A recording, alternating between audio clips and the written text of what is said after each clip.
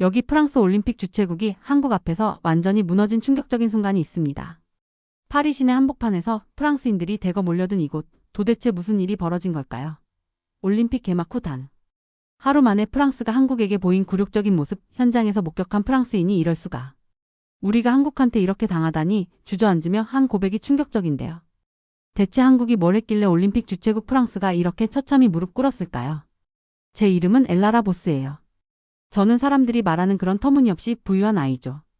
상하이 화동국제학교의 수정처럼 맑은 중정에 서서 롤스로이스와 개인 헬리콥터를 타고 도착하는 동급생들을 바라보며 저는 또다시 우리의 황금세장이 주는 무게를 느꼈어요. 이곳은 그냥 학교가 아니었습니다. 중국 최상류층을 위한 요새였죠. 입학하려면 가족 자산이 1,000억 원은 넘는다는 증명이 필요했답니다. 한국이요. 그 작은 나라에 간다고요? 유럽 전역의 럭셔리 호텔 체인을 소유한 마르코 첸의 목소리가 대리석 복도에 울려 퍼졌어요. 선생님들이 매년 가는 여행의 충격적인 변경을 발표했을 때였죠. 우리는 유럽 그랜드 투어를 기대했었어요. 루브르 박물관의 개인 관람, 스위스 알프스 리조트, 밀라노 패션쇼 말이에요. 그런데 한국에 보내진다니 우리가 배운 바로는 그저 문화를 베끼기만 하는 작은 나라였는데 말이죠. 아버지가 이 교육에 거금을 내시는데 우리를 한국에 보낸다고요. 제 편견은 상하이의 스모그만큼이나 짙었어요. 우리 머릿속에서 한국은 중국 문화를 가져다가 자기 것이라고 주장하는 작은 나라였습니다. 역사 선생님인 첸 선생님은 늘 이런 점을 강조하셨죠. 기억하세요. 한글은 한자에서 파생되었고 한복은 한푸의 변형일 뿐이며 김치조차도 스촨의 파오차이에서 유래했답니다. 비행기에 오르면서도 저는 이게 완전한 시간 낭비라는 생각을 떨칠 수 없었어요. 그런 작은 나라에서 우리가 뭘 배울 수 있겠어요. 하지만 제가 믿고 있던 모든 것이 곧 산산조각 날 거라는 걸, 대한항공에 발을 딛는 순간부터 시작될 거라는 걸 저는 전혀 몰랐답니다. 보스 양 환영합니다. 승무원이 완벽한 중국어로 인사했어요. 이름표를 보니 한국인이더군요. 이어진 서비스는 단순히 좋은 정도가 아니었습니다.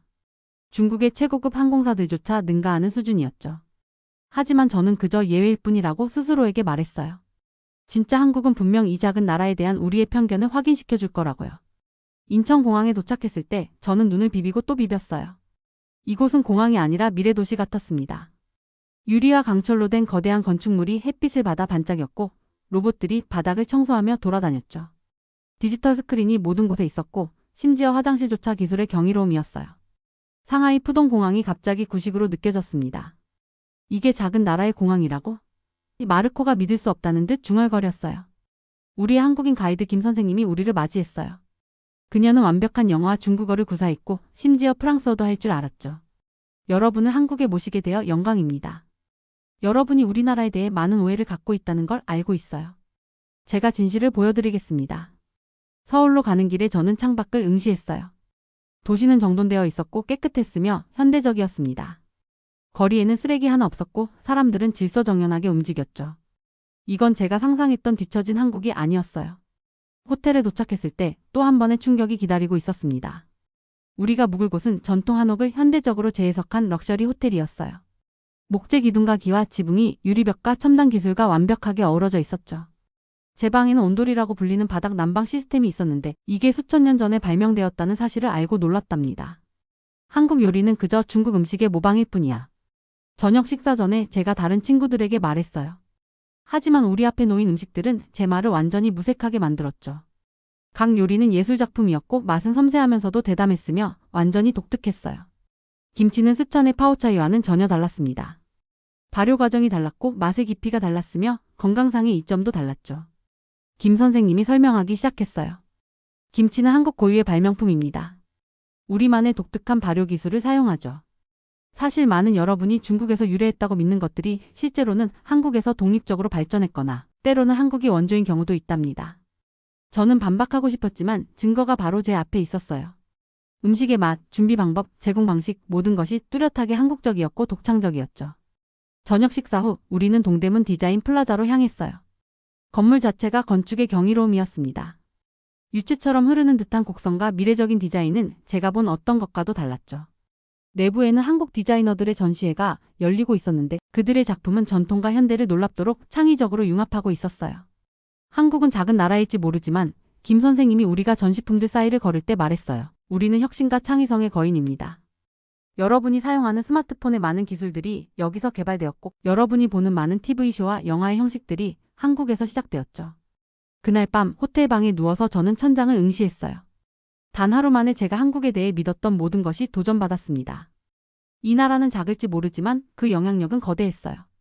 문화를 훔친 게 아니라 자신들만의 독특한 정체성을 창조했고, 그것도 세계가 주목할 만한 수준으로 말이죠. 다음날 우리는 경복궁을 방문했어요. 처음에는 그저 또 다른 아시아 궁전이라고 생각했죠. 중국의 자금성과 비슷할 거라고요. 하지만 가까이 다가가자 차이점들이 명확해졌습니다. 건축 양식이 달랐고 색채 구성이 달랐으며 공간의 철학까지 달랐어요.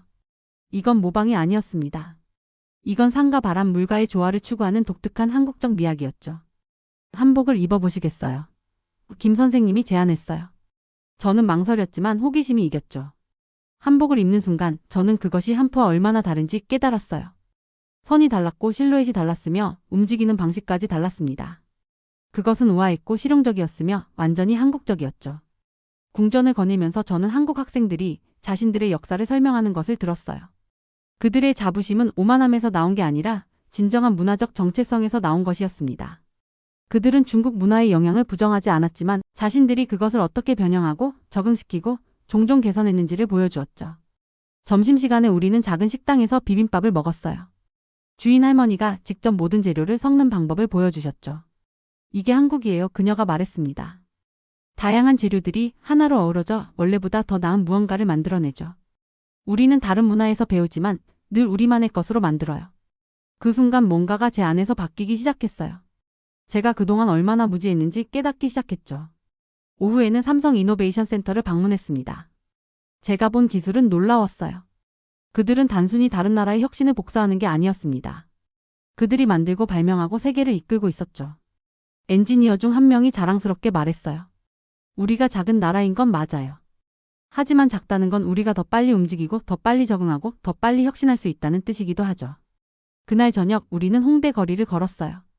젊음의 에너지가 전염성이 있었습니다. 거리 공연자들, 독특한 패션, 창의적인 상점들, 모든 것이 살아있고 독창적이었죠. 이건 다른 문화의 복사본이 아니었어요. 이건 순수하고 진정한 한국의 창의성이었습니다. 있잖아요. 제가 마르코에게 고백했어요. 우리가 완전히 틀렸던 것 같아요. 그가 고개를 끄덕였어요. 작은 나라가 이렇게 큰 영향력을 가질 수 있다니 믿기지 않아요. 그들의 음악, 드라마, 기술. 모든 게 세계적이에요. 그날 밤 한강을 따라 걸으며 도시의 불빛이 물에 반사되는 것을 보았어요. 김 선생님이 조용히 말했습니다. 한국은 늘 강대국들 사이에 있었어요. 생존하려면 적응해야 했지만 그 과정에서 우리는 우리만의 길을 찾았죠. 우리는 배우지만 맹목적으로 따르지 않아요. 우리는 받아들이지만 늘 개선하려고 노력하죠.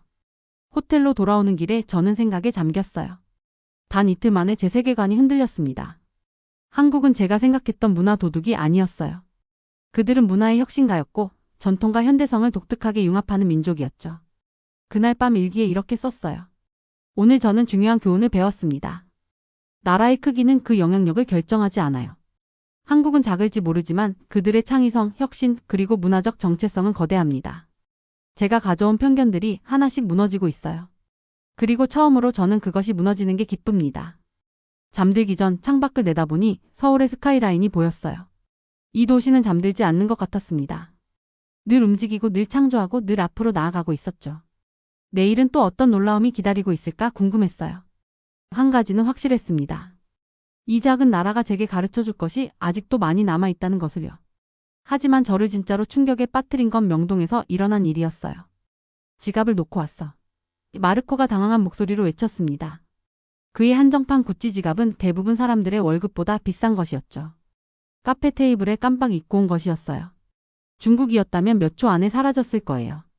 우리는 서둘러 다시 돌아갔는데 놀랍게도 30분이 지났는데도 그 자리에 그대로 있었습니다. 직원들이 안전하게 보관해두고 있었더군요. 이 일을 계기로 저는 신뢰의 실험이라고 부르는 것에 집착하기 시작했어요. 그 다음 며칠 동안 우리는 일부러 점점 더 비싼 물건들을 공공장소에 두고 왔죠. 스타벅스에는 에어팟을, 화장실에는 명품 가방을, 심지어 무인 카페에는 노트북까지 놓고 왔습니다.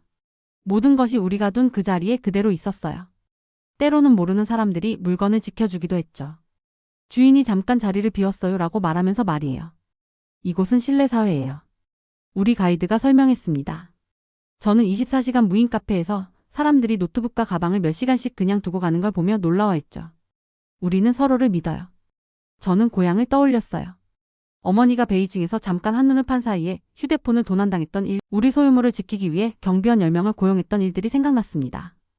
여기서는 사람들이 그런 끊임없는 두려움 없이 자유롭게 살고 있었어요. 마치 몸을 강하게 때린 것처럼 깨달음이 왔습니다. 우리에게는 돈이 있었지만 그들에게는 돈으로 살 수 없는 것이 있었던 거예요. 바로 신뢰할 수 있는 자유였죠. 그날 밤 일기에 이렇게 적었습니다. 진정한 불안 소유물을 지키기 위해 보디가드가 필요하지 않은 것이다. 집단적 신뢰를 통해 소유물이 스스로를 지키는 사회에서 사는 것이 진정한 부다. 다음날 아침 저는 일찍 일어나 혼자 거리를 걸었어요. 새벽 5시였는데도 거리는 안전했습니다. 조깅하는 사람들, 신문을 배달하는 사람들, 가게를 여는 상인들이 보였죠. 중국에서는 이 시간에 혼자 나가는 건 상상도 못할 일이었어요. 특히 제 나이 또래의 여자아이가 말이죠. 공원에 앉아있던 할머니 한 분이 저에게 미소를 지으며 인사를 건넸습니다. 일찍 일어났구나. 그녀의 따뜻한 목소리가 낯설면서도 편안했어요. 저는 어색하게 인사를 했죠. 집에서는 낯선 사람과 대화하지 말라고 배웠거든요. 여기는 안전해. 할머니가 제 표정을 읽은 듯 말했어요. 우리는 서로를 돌봐주거든. 그 순간 저는 우리가 가진 높은 담장과 철문, 보안 카메라들이 사실은 우리를 가둬놓은 감옥이었다는 걸 깨달았습니다. 진정한 안전은 물리적인 장벽이 아니라 사람들 사이의 신뢰에서 오는 것이었어요.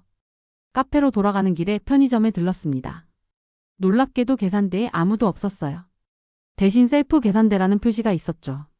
사람들이 스스로 물건값을 계산하고 돈을 통에 넣고 있었습니다. 저는 믿을 수가 없어서 한참을 지켜봤어요. 아무도 물건을 훔치지 않았고 모두가 정직하게 계산을 했습니다. 이게 가능해? 제가 중얼거렸죠. 옆에 있던 아저씨가 웃으며 대답했어요. 당연하지. 우리는 이웃이잖아. 그 한마디가 제 마음에 깊이 박혔습니다. 이웃. 우리 동네에서는 옆집 사람이 누군지도 몰랐는데 여기서는 모르는 사람도 이웃이라고 부르고 있었어요. 호텔로 돌아와서 친구들에게 제 경험을 이야기했습니다. 그들도 비슷한 경험을 했더군요.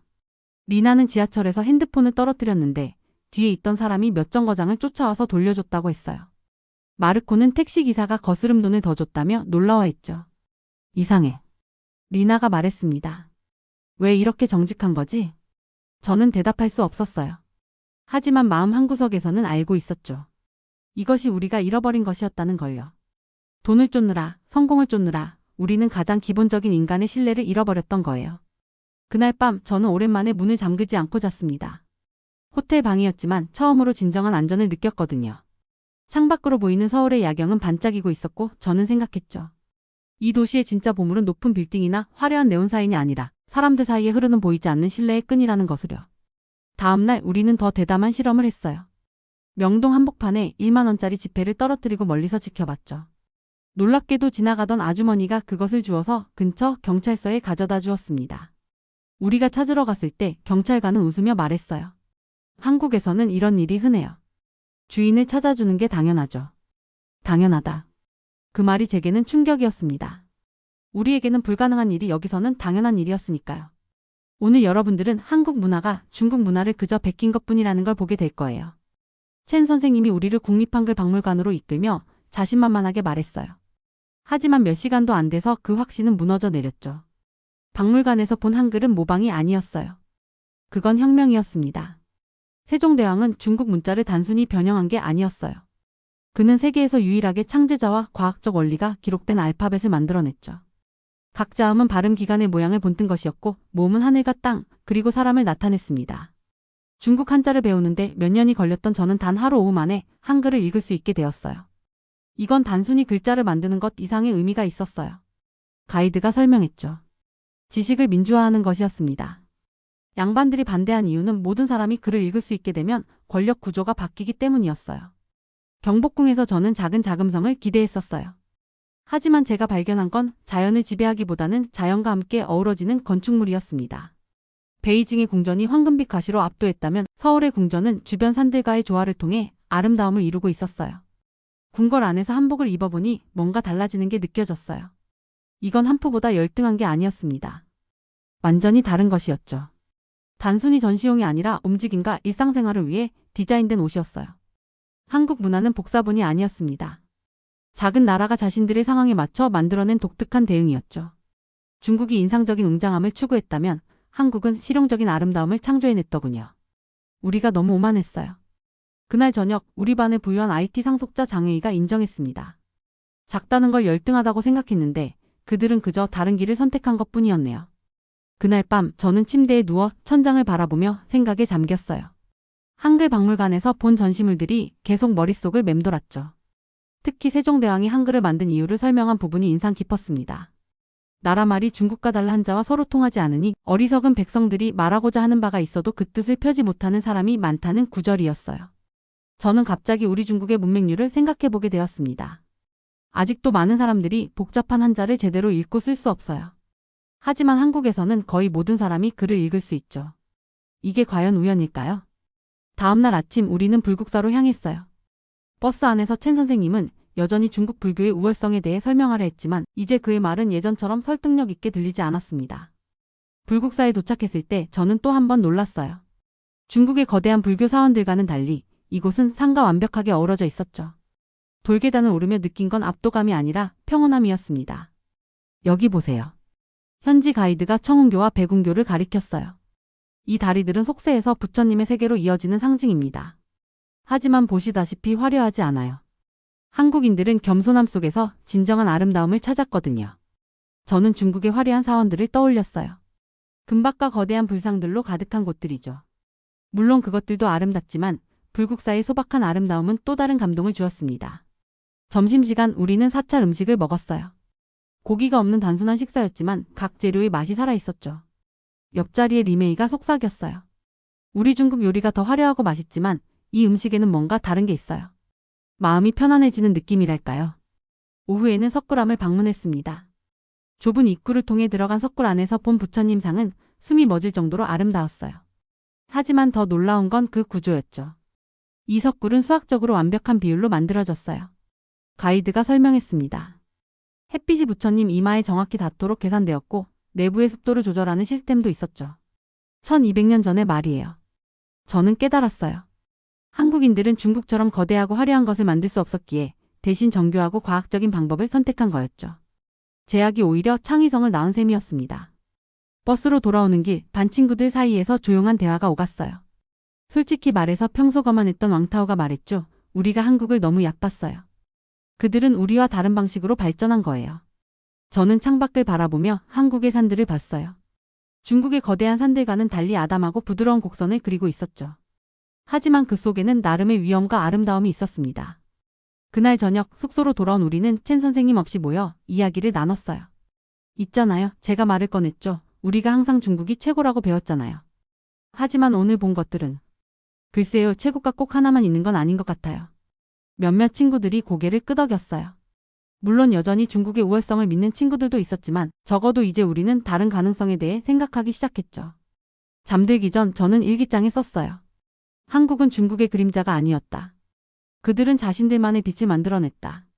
작은 나라가 큰 나라를 모방하는 게 아니라 자신들만의 길을 찾아간 것이다.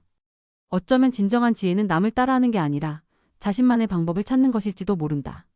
창밖에서는 서울의 불빛들이 반짝이고 있었어요. 베이징처럼 압도적이지는 않지만 나름의 따뜻함과 생동감이 있었죠. 저는 처음으로 세상에는 여러 가지 아름다움이 공존할 수 있다는 걸 깨달았습니다. 그리고 그게 오히려 세상을 더 풍요롭게 만든다는 것도요. 홈스테이 프로그램이 정말 무서웠어요. 32평 아파트라고요. 제 개인 방보다도 작은 크기였죠. 그런데 김씨 가족은 돈으로 살 수 없는 진심 어린 따뜻함으로 우리를 맞아주었습니다. 그들의 작은 아파트는 효율적인 삶의 교과서 같았어요. 모든 공간이 여러 용도로 쓰였고 모든 물건이 제자리를 찾아 있었죠. 더 놀라운 건 그들이 함께 사는 방식이었습니다. 가족 저녁 식사는 각자 휴대폰만 보는 격식 차린 자리가 아니었어요. 10대 딸이 아버지와 정치에 대해 자유롭게 의견을 달리했고 아버지는 화내기보다 흥미롭게 들어주셨죠. 더 큰 집을 원하지 않으세요? 제가 초등학교 선생님인 김 여사님께 물었습니다. 그녀는 미소를 지었어요. 뭐하러요? 정말 중요한 것, 함께 있는 것을 위한 공간은 충분해요. 이웃 중에는 더 큰 집에 살면서도 가족을 덜 보는 사람들도 있죠. 그게 부유한 건가요? 저는 그들이 저녁 준비를 춤추듯 조율하는 모습을 지켜봤어요. 아버지는 고기를 굽고 어머니는 샐러드를 만들고 아이들은 상을 차렸죠. 우리 집에서는 하인들이 모든 걸 하는 동안 우리는 거의 말도 하지 않았습니다. 여기서는 일 자체가 가족 유대의 한 형태가 되더군요. 그날 밤 작은 손님방에 누워 있으면서 300평짜리 제 개인 공간보다 더 집 같은 느낌을 받았어요. 얇은 벽 너머로 가족의 부드러운 밤 일과가 들렸고 모두가 이웃을 위해 밤 10시 이후엔 조용히 배려했죠. 이런 상호 배려는 한국 사회 전반에 퍼져 있었습니다. 지하철 에티켓부터 서울의 교통체증에도 불구하고 경적 소리가 거의 없는 것까지요. 김 씨 가족과 일주일을 보내면서 전원부에 대한 제 정의가 완전히 바뀌는 걸 느꼈어요. 그들의 냉장고는 작았지만 항상 신선한 음식으로 가득했고 매일 장을 봐서 낭비가 거의 없었죠. 우리 집의 거대한 냉장고들은 대부분 버려질 음식으로 차 있었습니다. 우리는 필요한 만큼만 사요. 김 선생님이 시장에서 설명했어요. 신선하고 낭비가 없고 매일 장 보러 나가는 게 운동도 되고 이웃도 만나게 되죠. 이웃이라는 개념 자체가 새로웠습니다. 제 집에서는 이웃이 누군지도 몰랐어요. 여기서는 모두가 서로를 알고 엘리베이터에서 인사하고 때로는 반찬을 나눠 먹었죠. 할머니 한 분이 김치를 가져다 주셨을 때 김씨 가족은 다음날 감사의 표시로 과일을 들고 찾아갔습니다. 이게 진짜 공동체예요. 김씨의 딸 지수가 말했어요. 돈으로 살 수 없는 거죠. 지수는 저와 같은 나이였지만 훨씬 더 성숙해 보였습니다. 그녀는 자기 용돈을 관리하고 집안일을 돕고 동생 과외를 했어요. 제가 혼자서는 양말도 찾을 수 없다고 인정했을 때 그녀는 충격을 받았죠. 그럼 나중에 어떻게 살아요? 그녀가 진심으로 걱정하며 물었습니다. 좋은 질문이었어요. 처음으로 저는 제 특권이 실은 장애물일 수도 있다는 걸 깨달았죠. 제가 가진 모든 것에도 불구하고 아니 어쩌면 그것 때문에 저는 기본적인 생활 기술이 부족했습니다. 김 씨 아버지는 평범한 회사원이었지만 그의 삶의 만족도는 제 CEO 아버지보다 높아 보였어요. 그는 정시에 퇴근해서 가족과 저녁을 먹고 주말에는 등산을 가고 저녁에는 책을 읽었죠. 성공을 다르게 정의하고 있었습니다. 성공이 뭐라고 생각하세요? 제가 어느 저녁에 물었어요. 그는 잠시 생각하더니 대답했습니다. 내 아이들이 좋은 사람으로 자라는 거요. 아내와 나이 들어가는 거요. 내일이 누군가에게 도움이 되는 거요. 충분히 자는 거요. 그는 웃었어요. 재벌들은 이런 것들을 가지고 있나요? 그의 말이 가슴에 박혔습니다. 제 아버지는 이런 것들을 하나도 가지지 못했어요. 항상 더 많은 돈, 더 많은 권력을 쫓느라 정작 중요한 걸 놓치고 있었죠. 주방에서 가족이 함께 요리하는 걸 도우면서 저는 처음으로 직접 뭔가를 만드는 만족감을 느꼈어요. 제가 썬파가 고르지 않았지만 김 여사님은 격려해 주셨죠. 처음 치고 잘했어요. 연습하면 늘어요. 연습. 또 하나의 새로운 개념이었습니다. 제 세계에서는 못하면 다른 사람이 대신했죠. 여기서는 못해도 계속 시도하고 배웠습니다. 홈스테이 마지막 날 밤 우리는 옥상에 올라가 서울의 야경을 봤어요. 수백만 개의 불빛이 반짝였고 각각은 김씨네 같은 가족을 나타냈죠. 이 불빛들 하나하나가 이야기예요. 지수가 말했습니다. 대부분은 소박하지만 의미 있는 이야기들이죠. 제가 살던 강남의 타워들을 바라봤어요. 거기서 보면 이 평범한 동네들은 그저 통계일 뿐이었죠. 하지만 여기서 보니 그 타워들이 오히려 차갑고 외로워 보였습니다. 진짜 부자는 제가 일기에 적었어요. 함께 저녁을 먹고 실제로 대화하는 거예요. 엄마에게 메시지를 보냈죠. 그녀의 답장이 의미심장했습니다. 우리도 그럴 수 있으면 좋겠다. 다음날 아침 김씨 가족과 작별 인사를 하면서 눈물이 났어요. 일주일 만에 그들은 제 삶의 전부를 믿었던 것보다 더 많은 걸 가르쳐줬습니다. 언제든 놀러와요. 김 여사님이 말했어요. 우리 진짜 가족처럼 지내요. 가족. 그 단어가 새로운 의미를 갖게 됐습니다. 혈연만이 아닌 함께 시간을 보내고 서로를 아끼는 사람들이라는 의미로요. 학교로 돌아가는 버스 안에서 저는 변했다는 걸 알았어요. 32평 아파트가 300평 펜트하우스보다 더 많은 걸 담을 수 있다는 걸 배웠죠. 진정한 부는 평수가 아니라 그 안에 있는 사랑의 밀도라는 것을요. 뭘 배웠어? 선생님이 물었습니다. 살아가는 법이요. 제가 대답했어요. 진짜로 살아가는 법을요. 중국의 기술이 더 우수해요. 한국의 로봇 박물관을 방문하기 전에 장웨이가 선언했습니다. 그의 아버지는 기술 대기업의 사장이었죠. 아버지는 항상 말했어요. 양이 곧 질이라고. 하지만 한국은 그게 틀렸다는 걸 보여줬습니다. 박물관 입구에 들어서자마자 나는 숨이 멎는 것 같았어요. 로봇들이 우리를 맞이했는데 그냥 로봇이 아니었습니다. 각각의 로봇에는 목적이 있었죠. 노인들을 돌보는 로봇은 할머니의 표정을 읽고 있었어요. 할머니가 슬퍼 보이자 로봇은 부드럽게 손을 잡아드렸습니다. 오늘 기분이 어떠세요? 로봇의 목소리는 따뜻했죠. 교육용 로봇 코너로 이동했을 때 한 아이가 수학 문제를 풀고 있었습니다. 아이가 어려워하는 걸 로봇이 감지했어요. 자동으로 설명을 더 쉽게 바꿔서 다시 가르쳐 주더군요. 아이의 얼굴이 밝아졌죠. 아, 이제 알겠어요. 아이가 외쳤습니다. 가이드가 우리를 서울의 통합교통관리 시스템 시연장으로 안내했어요. 거대한 화면에는 서울 전체의 교통 상황이 실시간으로 보였습니다. 갑자기 빨간 점이 하나 나타났죠. 교통사고였어요. 지금부터 시스템이 어떻게 대응하는지 보세요. 가이드가 설명했습니다. 놀라운 일이 벌어졌어요. 시스템은 즉시 주변 교통을 다른 길로 안내했습니다. 구급차가 갈 수 있는 가장 빠른 길을 만들었죠. 동시에 그 지역을 지나가려던 모든 사람들의 휴대폰에 알림이 갔습니다. 모든 게 30초 안에 일어났어요. 기술은 사람을 위해 존재해야 합니다. 가이드가 말했죠. 인상적으로 보이는 게 목적이 아니에요. 그 말이 가슴에 콕 박혔습니다. 중국에서는 항상 더 크고 더 화려한 기술을 만들려고 했었죠. 하지만 정작 일반 사람들은 그 기술을 사용할 수 없었어요. 너무 복잡하거나 너무 비쌌습니다. 다음 코너는 일상생활 기술관이었어요. 무인 편의점, 자동화된 도서관, 로봇 서버가 있는 식당들이 전시되어 있었습니다. 하지만 가장 인상적인 건 이 모든 기술이 사람과의 연결을 끊지 않는다는 거였죠. 무인 편의점에서도 도움이 필요하면 화상으로 직원과 대화할 수 있었습니다. 로봇 서버는 음식을 가져다 주면서도 간단한 대화를 나눴어요. 맛있게 드세요. 필요한 게 있으면 불러주세요. 차갑지 않았습니다. 오히려 더 따뜻했죠. 나는 한 할머니가 무인 편의점에서 물건을 사는 모습을 지켜봤어요. 할머니는 전혀 어려워하지 않았습니다. 화면이 크고 글씨도 컸죠. 음성 안내도 있었어요. 결제 방법도 다양했습니다. 현금, 카드, 얼굴 인식까지. 우리 어머니도 혼자서 잘 사용하세요. 옆에 있던 한국인 관람객이 자랑스럽게 말했습니다. 저녁이 되자 우리는 박물관 카페에 앉았어요. 장애인은 조용했습니다. 평소의 자신만만한 모습이 사라졌죠. 우리나라가 특허는 더 많아요. 그가 인정했습니다. 하지만 여기 기술들은 뭔가 달라요. 목적이 있어요. 모든 혁신이 진짜 문제를 해결하고 있죠. 나도 깊이 생각했습니다. 중국의 유령 도시들이 떠올랐어요. 최첨단 기술로 가득하지만 아무도 살지 않는 도시들. 화려하지만 텅 빈 건물들. 반면 한국은 달랐죠. 모든 기술이 사람들의 일상을 개선하고 있었습니다. 우리는 기술을 자랑하려고 만들었어요. 내가 말했습니다. 하지만 한국은 사람을 위해 만들었네요. 그날 밤 숙소로 돌아가는 길에 나는 많은 생각을 했어요. 진정한 발전이란 무엇일까? 숫자로 보여주는 성과일까? 아니면 사람들의 삶을 바꾸는 변화일까? 한국의 로봇들은 단순히 일을 대신하는 기계가 아니었습니다. 사람을 이해하고 도와주고 함께하는 동반자였죠.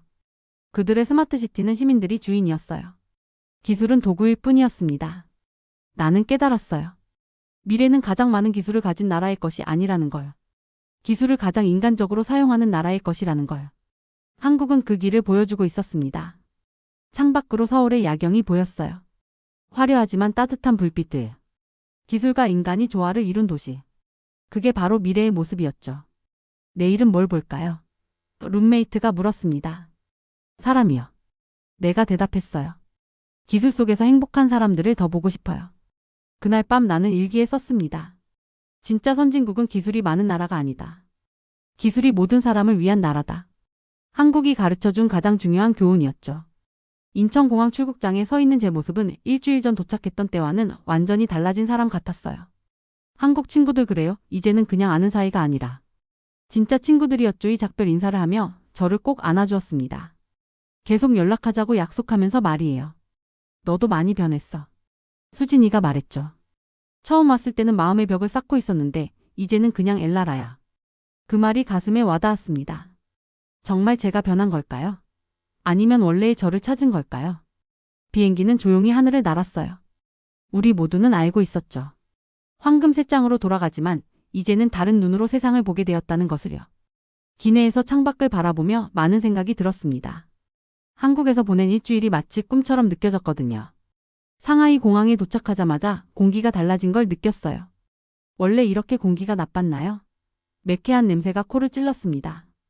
푸동 공항의 혼잡함, 서로를 밀치며 지나가는 사람들, 택시를 잡으려고 싸우는 모습들이 눈에 들어왔죠. 왜 이렇게 시끄럽지?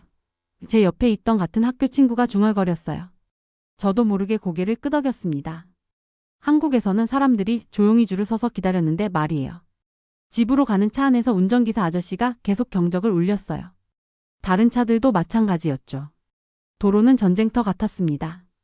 빨간 신호등은 그저 참고사항인 것처럼 보였어요. 한국에서는 신호를 다 지키던데. 작게 중얼거렸더니 운전기사가 웃었습니다. 아가씨, 여기는 중국이에요. 빨리빨리 가야죠. 하지만 한국도 빨리빨리 문화가 있었어요. 그런데 왜 이렇게 다를까요? 한국의 빨리빨리는 효율을 위한 것이었지만 여기서는 그저 남보다 먼저 가기 위한 것처럼 보였습니다.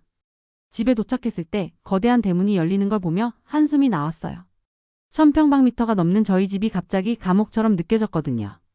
한국에서 머물렀던 수진이네 아파트는 우리 집 거실보다도 작았지만 그곳이 더 따뜻하게 느껴졌던 게 기억났습니다. 저녁 식사 시간이었어요. 거대한 식탁에 가족들이 둘러앉았죠. 하지만 모두들 휴대폰만 보고 있었습니다. 요리사가 준비한 호화로운 음식들이 차려졌지만 아무도 관심을 두지 않았어요. 한국에서는 가족들이 저녁 먹으면서 대화를 나눴어요. 제가 조심스럽게 말을 꺼냈습니다. 아버지가 휴대폰에서 눈을 떼지 않은 채 대답했어요. 뭘 그렇게 대화할 게 있어? 쓸데없는 얘기나 하면서 시간 낭비하지 마. 그런데 정말 재미있었어요. 서로의 하루를 나누고. 한국 갔다 와서 이상한 생각만 하고 왔구나. 어머니가 차갑게 말했습니다. 우리는 우리 방식대로 사는 거야. 더 이상 말하지 않았어요. 하지만 마음속으로는 수진이네 가족이 그리웠죠. 작은 식탁에 옹기종기 모여 앉아 김치찌개를 나눠 먹으며 웃던 그들의 모습이요. 식사 후 제 방으로 돌아왔습니다. 제 개인 공간은 한국 아파트 하나 크기만 했어요. 혼자 쓰기에는 너무 넓었죠. 침대에 누워 천장을 바라보며 생각했습니다. 왜 우리는 이렇게 살까?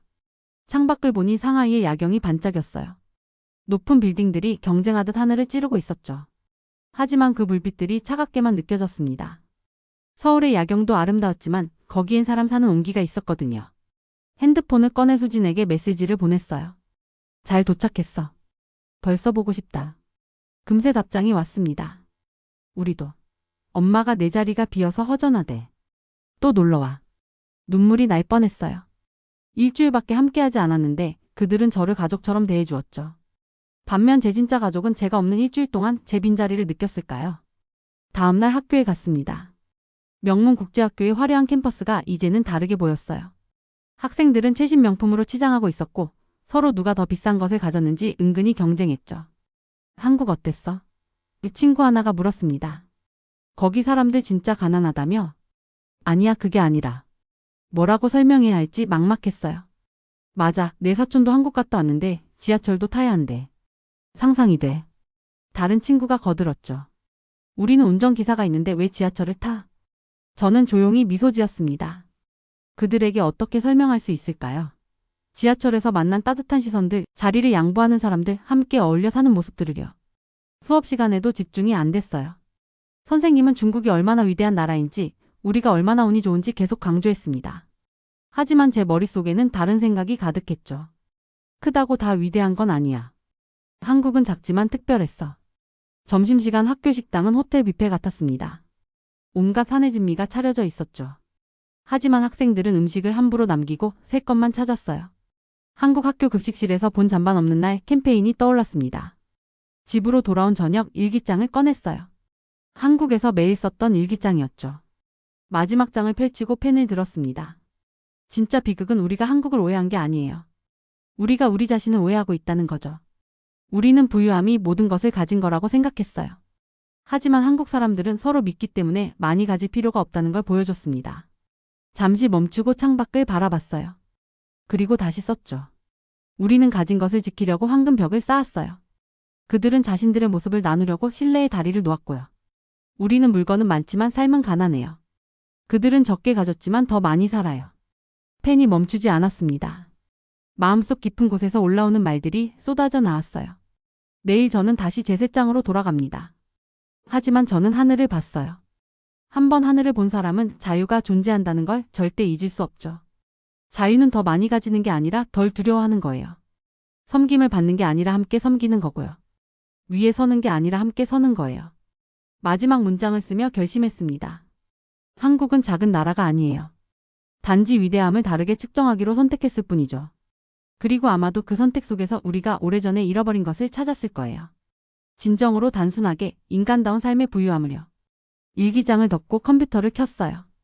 그리고 서울대학교 홈페이지를 열었습니다. 입학 지원서를 다운받으며 가슴이 뛰었죠. 이게 제 선택이었어요. 다음날 아침 부모님께 말씀드렸습니다. 서울대학교에 지원하려고 해요. 예상대로 부모님은 화를 내셨어요. 미쳤어? 중국 최고 대학도 갈 수 있는데 왜 한국 따위에? 거기서 배울 게 있어요. 뭘 배운다는 거야? 가난하게 사는 법. 아니요, 저는 조용히 대답했습니다. 함께 사는 법이요. 부모님은 이해하지 못하셨어요. 하지만 저는 이미 결정했죠. 처음으로 제 인생을 제가 선택한 거였습니다. 방으로 돌아와 창문을 활짝 열었어요. 상하이에 매연 섞인 공기가 들어왔지만 그래도 상쾌했습니다. 왜냐하면 저는 이제 자유로웠으니까요. 진정한 문은 황금쇠장을 가진 게 아니었어요. 그 문을 열 용기를 가진 거였죠. 그리고 저는 마침내 그 용기를 찾았습니다. 한국이라는 작은 나라에서, 작은 아파트에서, 평범한 사람들 사이에서요. 이것이 제 이야기입니다. 부자 소녀가 가난을 배우러 간 이야기가 아니에요. 쇠장에 갇힌 새가 날개를 펴는 법을 배운 이야기죠. 그리고 그 날개는 돈으로 살 수 없는 것이었습니다. 수진에게 메시지를 보냈어요. 곧 다시 만날 거야. 이번엔 정말로. 그리고 처음으로 미래가 기다려졌습니다.